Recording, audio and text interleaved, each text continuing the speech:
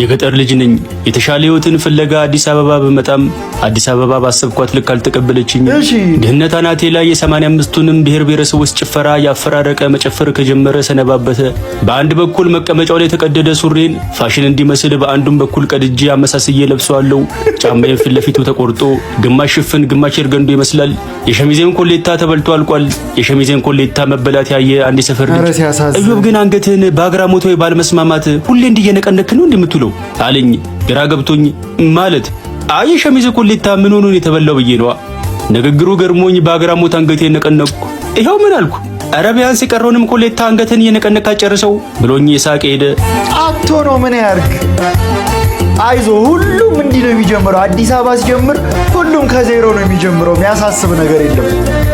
አንተም ያልፍልሃል። ያረዳልጂ ስራ እንደ ቃሉ ቡቲክ ባሮጌ ልብሶች ካለፈልኝ ብዬ ቆሻሻ አጠራቅምበት የነበረውን ማዳበሪያ እንደ ሹራብ ለብሼ ከጀርባ አሮጌ ጫማዎችን ደርድሬ ከስር ደግሞ ድንጋይ ያለበት ጣውላ ላይ ቆሜ ወዲህ ወዲያ እያልኩ ቪዲዮ ሰራውና ቲክቶክ ላይ ለቀቅኩ።